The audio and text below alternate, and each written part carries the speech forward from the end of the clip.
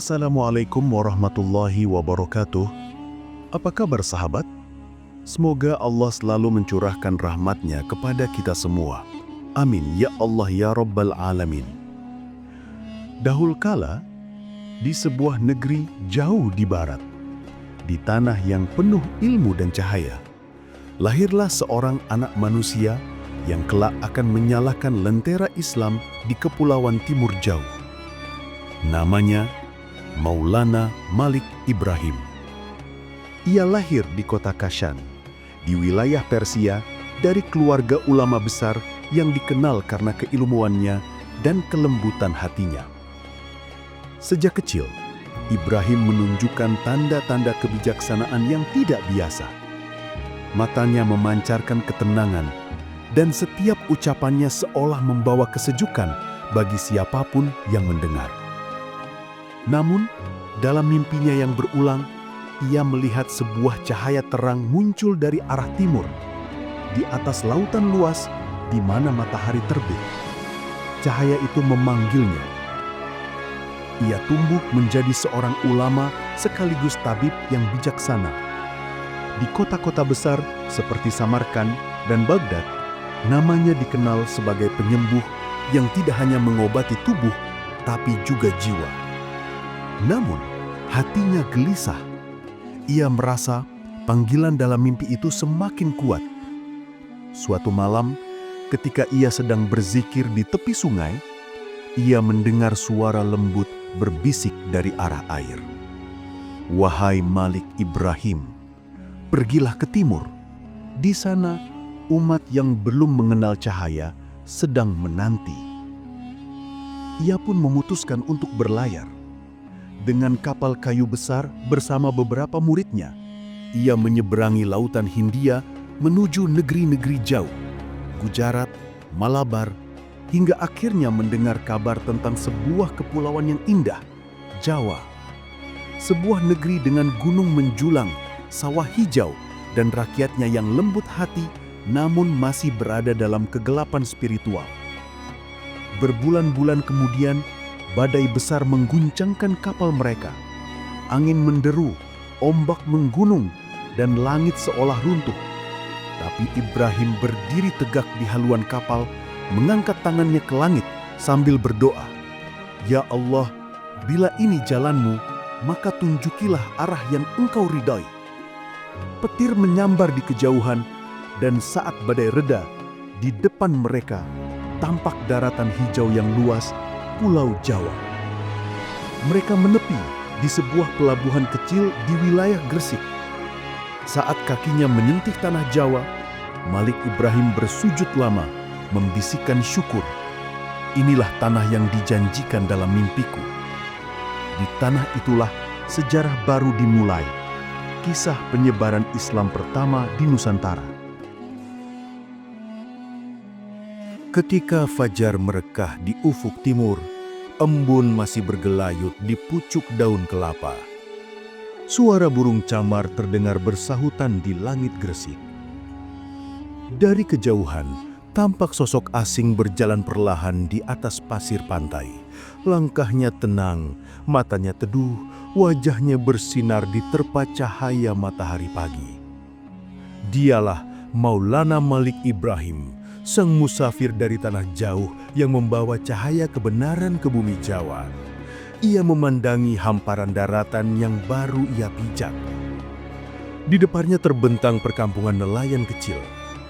Rumah-rumah beratap rumbia, perahu-perahu kayu terikat di tepi pantai, dan aroma laut bercampur dengan bau tanah basah setelah hujan malam sebelumnya. Beberapa penduduk memandangnya dengan rasa ingin tahu. Bagi mereka, sosok berjubah panjang dan berkulit cerah itu tampak seperti orang dari dunia lain. Tapi Malik Ibrahim tersenyum, menyapa dengan bahasa tubuh yang lembut, menundukkan kepala, mengangkat tangan kanan ke dada, tanda hormat dan damai. Ia tak membawa senjata, hanya tasbih dan kitab suci. Beberapa hari kemudian, ia menetap di sebuah gubuk sederhana di tepi desa, dekat kebun sayur dan mata air kecil. Di sanalah ia mulai hidup bersama masyarakat Jawa, tidak dengan khutbah atau pedang, tapi dengan keteladanan. Ia menanam sayur, membantu orang sakit, dan menolong anak-anak desa yang kelaparan. Dalam waktu singkat, penduduk mulai mengenalnya sebagai Kiai dari Seberang. Orang bijak yang datang entah dari mana, tapi selalu tersenyum dan tak pernah menolak membantu siapapun. Suatu hari, datanglah seorang pemuda dengan wajah pucat. Ia terserang penyakit aneh. Kulitnya membiru, nafasnya berat, dan para dukun desa sudah menyerah. Malik Ibrahim mendekat, menyentuh kening pemuda itu dengan tenang dan berdoa dalam bahasa Arab. Bismillahirrahmanirrahim. La shifaa illa shifauka, shifaan la yughadiru saqaman. Dalam sekejap, tubuh pemuda itu tenang, nafasnya kembali teratur. Penduduk yang menyaksikan tertegun, mereka berbisik satu sama lain. Dia bukan manusia biasa, mungkin utusan dewa laut. Tapi Malik Ibrahim hanya tersenyum. Ia berkata lembut, "Aku bukan utusan siapapun selain Allah yang menciptakan langit dan laut ini. Tidak tampak oleh mata, tapi hadir dalam setiap hembusan angin." Kabar tentang tabib dari Seberang segera menyebar hingga ke telinga Adipati Gresik, penguasa daerah pesisir itu. Ia adalah seorang bangsawan yang bijak, tapi masih memegang teguh ajaran nenek moyangnya. Rasa ingin tahunya membuatnya memanggil Malik Ibrahim ke Kadipaten. Ketika sang pendakwah tiba di Balairung, Adipati menyambutnya dengan tatapan tajam. "Kau dari negeri mana, orang asing?" Malik Ibrahim menunduk hormat, lalu menjawab lembut, "Hamba dari tanah Persia datang membawa pesan damai, bukan kekuasaan." "Dan apa yang kau ajarkan?" "Tentang Tuhan yang Esa, yang menciptakan matahari dan laut ini. Tidak tampak oleh mata, tapi hadir dalam setiap hembusan angin." Balairung sunyi, para prajurit menunduk, bahkan sang adipati termenung lama. Hari itu, benih keimanan mulai tumbuh di hati para bangsawan Gresik. Beberapa bulan kemudian, Malik Ibrahim mulai membangun surau kecil di dekat sumber air, tempat orang-orang bisa belajar membaca, berdoa, dan berdagang dengan jujur. Ia mengajarkan mereka membuat ladang dengan sistem irigasi baru, menanam padi 2 kali setahun, dan berdagang tanpa menipu. Pendekatannya lembut, penuh kasih, tak ada paksaan, hanya keteladanan. Dan rakyat melihat bahwa ajarannya membawa keberkahan. Sawah menjadi subur, panen melimpah, penyakit berkurang. Namun di balik keberhasilan itu, muncul kegelapan lain. Para dukun tua yang merasa kehilangan pengaruh mulai menuduhnya sebagai tukang sihir dari negeri asing. Suatu malam, beberapa dari mereka datang dengan amarah. Mereka membawa api dan mengancam akan membakar surau kecil milik Malik Ibrahim.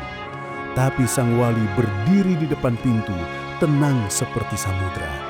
Ia mengangkat tangannya dan berkata, "Api tidak akan membakar tempat yang dijaga oleh keikhlasan." Tiba-tiba, angin berhembus kencang, api yang mereka bawa padam seketika, dan suasana menjadi hening. Para dukun terdiam, ketakutan bercampur kagum. Keesokan harinya, beberapa di antara mereka datang meminta maaf. Sang wali menatap mereka dengan senyum yang tulus. "Tidak ada permusuhan di antara kita.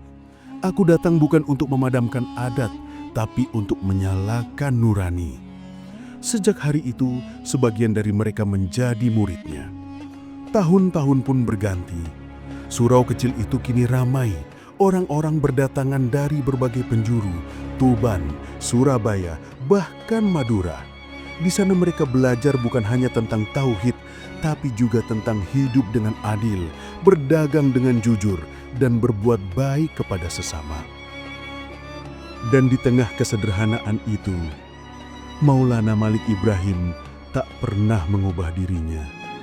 Ia tetap menanam sayur, menolong orang miskin, dan tidur di tikar pandan usang. Ia mengajarkan bahwa kebesaran bukanlah kemewahan, melainkan ketulusan dalam pengabdian.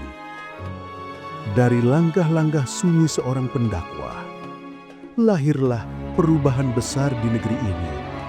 Dan kelak dari murid-muridnya pula, lahir pula para wali besar lainnya yang akan meneruskan cahaya Islam di tanah Jawa.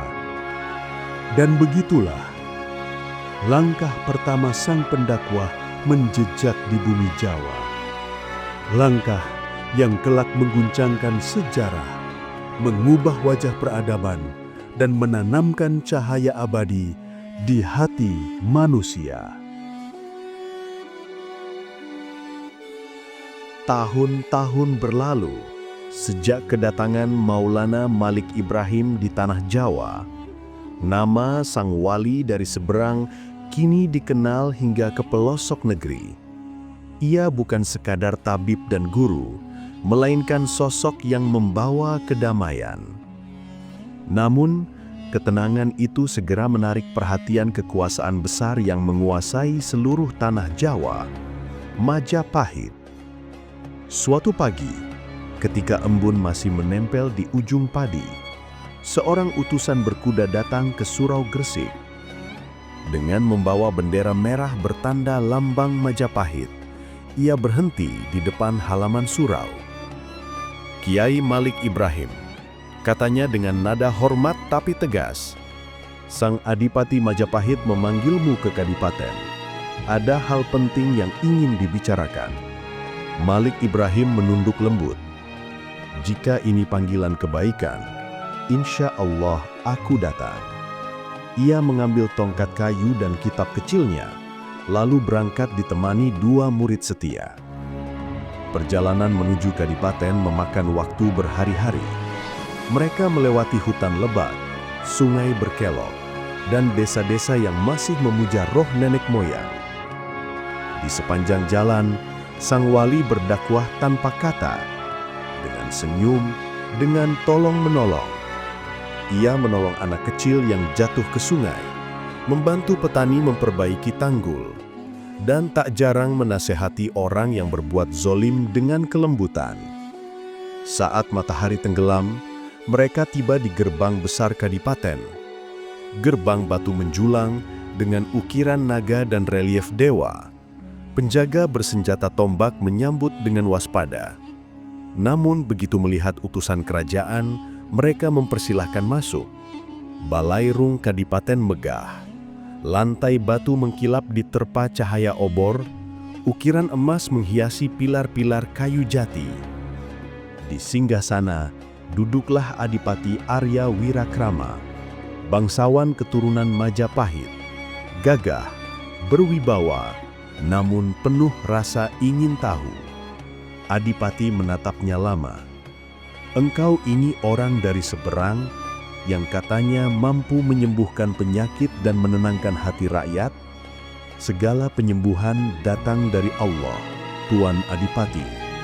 Aku hanya perantara, sebagaimana matahari yang hanya menyampaikan cahaya. Dan cahaya itu katanya dari Tuhanmu?" "Benar, Tuhan yang Esa. Tiada sekutu baginya." Adipati mengerutkan kening. "Lalu bagaimana dengan para dewa leluhur kami?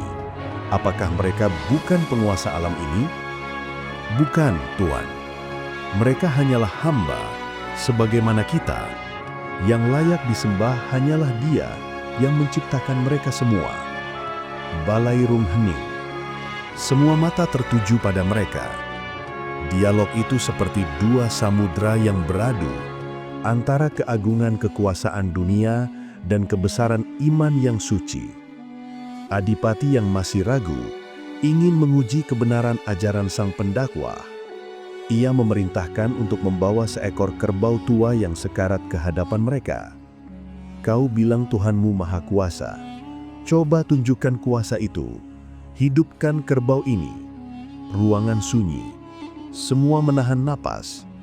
Malik Ibrahim menunduk lalu berkata pelan, "Hidup dan mati bukan dalam genggaman manusia. Tapi aku akan berdoa agar Allah menunjukkan tandanya." Ia meletakkan tangannya di atas kepala kerbau yang terbaring, berdoa lirih dengan kalimat-kalimat suci. Tiba-tiba, angin lembut berhembus di dalam balairung, api obor bergetar pelan, dan kerbau tua itu menghela napas panjang, lalu bangkit perlahan.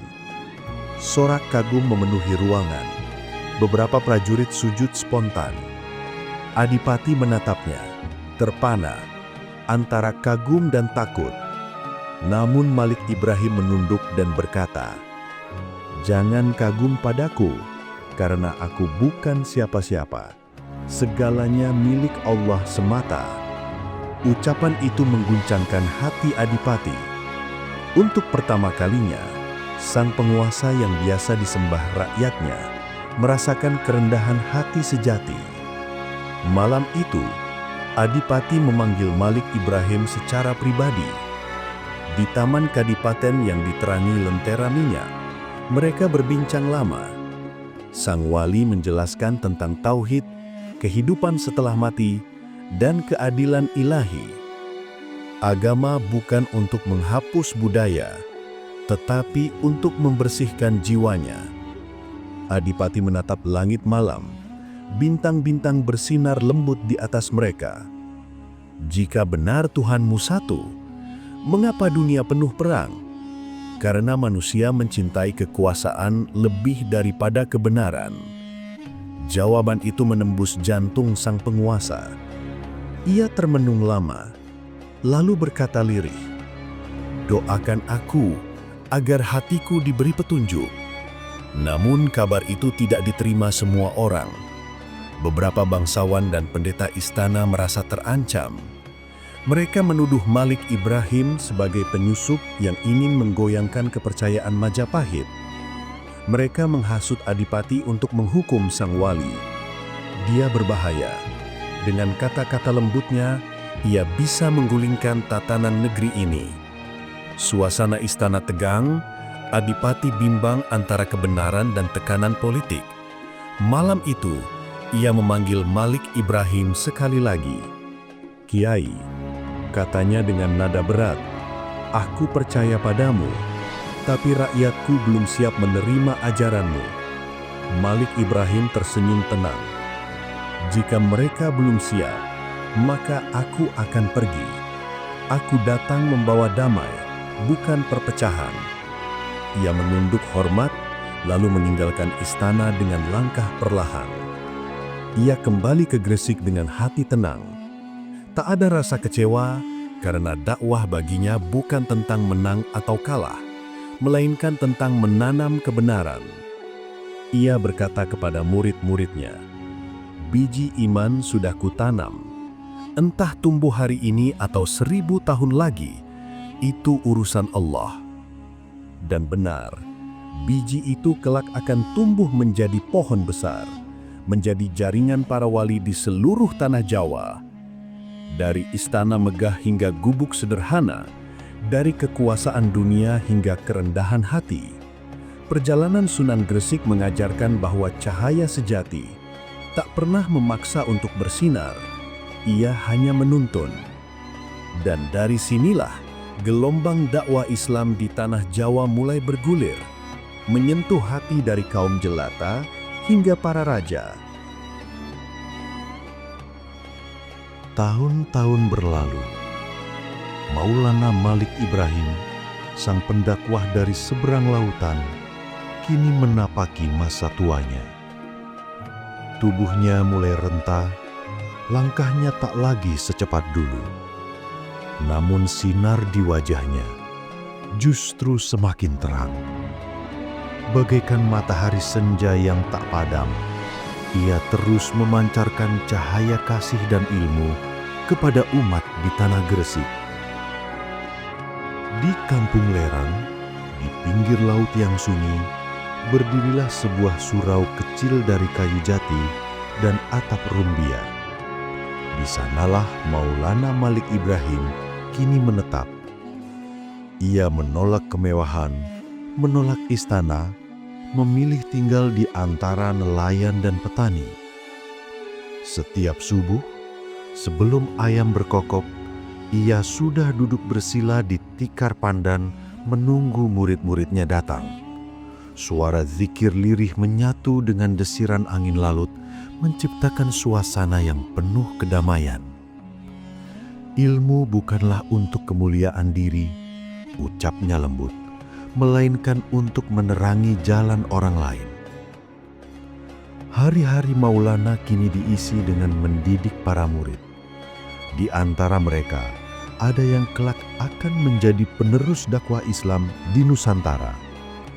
Salah satunya adalah Raden Rahmat, yang kelak dikenal sebagai Sunan Ampel.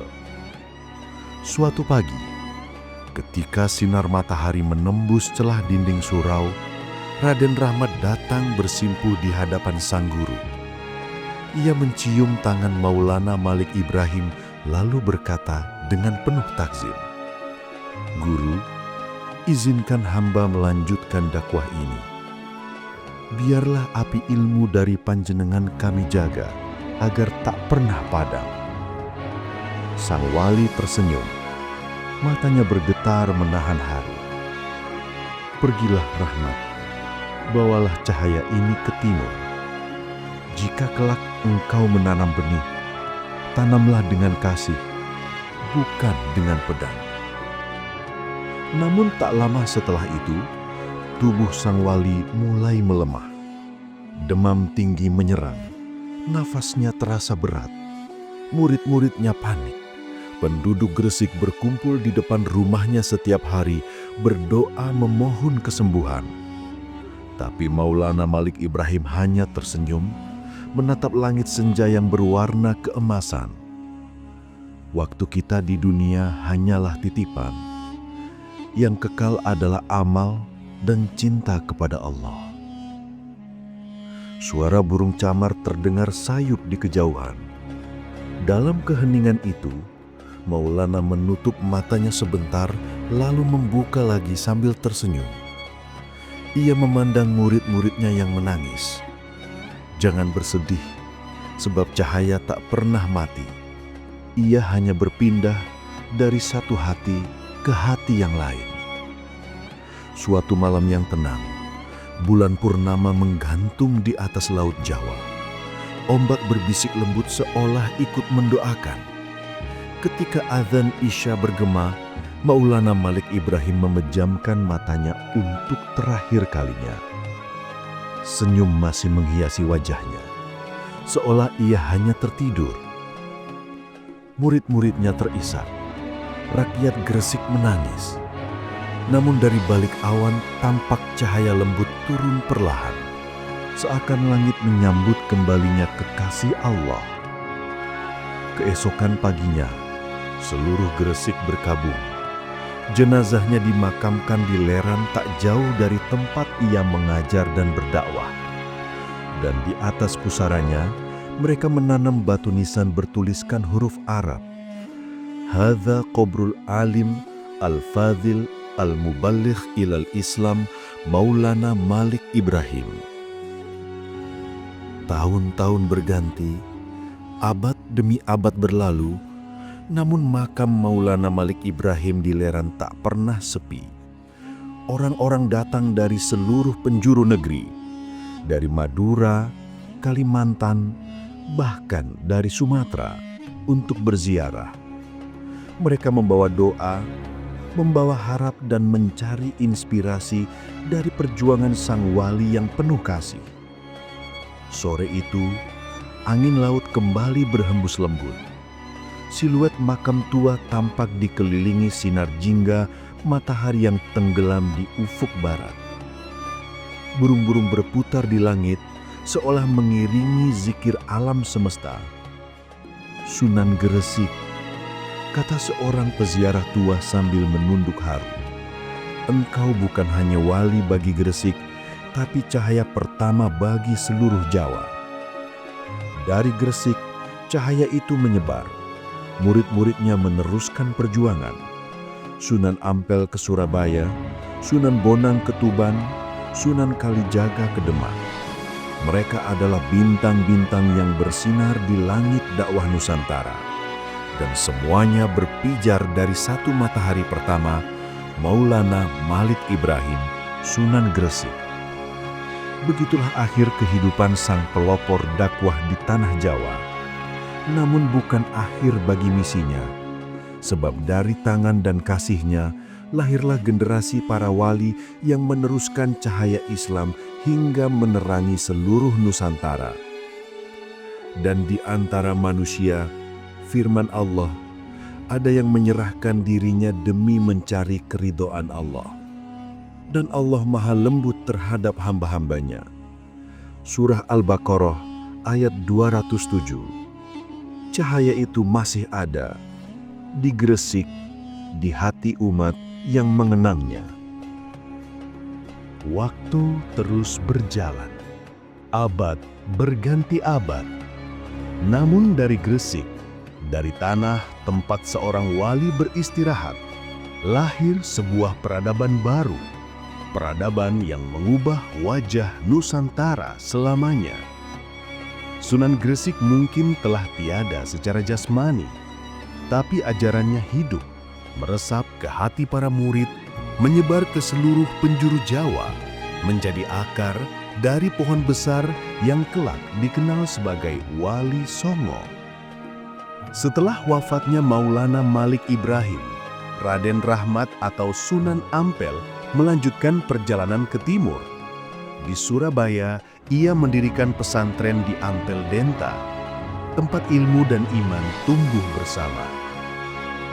Di sana datang murid-murid baru, Sunan Bonang yang berjiwa seniman, Sunan Giri yang teguh berilmu, Sunan Kalijaga yang bijak dan arif, dan para wali lainnya yang kelak membentuk 9 cahaya penuntun umat. Tapi semua itu berawal dari satu benih di Gresik, dari seorang musafir tua yang menanam dengan cinta dan tanpa pamrih. Pesantren Ampel Denta menjadi pusat ilmu Islam di Jawa. Para santri datang dari berbagai daerah, dari Tuban, Demak, Kudus, hingga Cirebon. Mereka belajar bukan hanya tentang hukum dan tauhid, tapi juga tentang kasih, akhlak, dan keindahan dalam berdakwah. Di tempat lain, Sunan Giri membangun pusat dakwah di Giri Kedaton, sebuah benteng ilmu di atas Bukit Gresik. Dari sana, Islam menyebar ke timur Nusantara, ke Lombok, Makassar, dan Ternate. Dakwah tidak dilakukan dengan pedang, tapi dengan cinta dan kebijaksanaan. Sunan Gresik mengajarkan bahwa hati manusia tidak bisa ditaklukkan dengan perang, tetapi dengan kasih dan keteladanan. Pada masa itu, Majapahit masih berdiri megah, namun keretakan mulai tampak. Kekuasaan melemah, rakyat haus keadilan. Para wali tidak datang untuk menumbangkan kerajaan. Mereka datang untuk menyembuhkan hati rakyat yang haus akan kebenaran. Sunan Kalijaga berdakwah dengan wayang dan gamelan. Sunan Bonang menyebarkan ajaran lewat suluk dan tembang. Sunan Giri mengajarkan ilmu dengan permainan anak-anak agar mudah diterima. Dan semua mereka mewarisi satu filosofi dari Sunan Gresik. Masuklah ke hati manusia tanpa memaksa, sebagaimana air yang meresap ke tanah. Majapahit pun perlahan berubah. Islam tidak datang sebagai penjajah, melainkan sebagai rahmat bagi seluruh alam.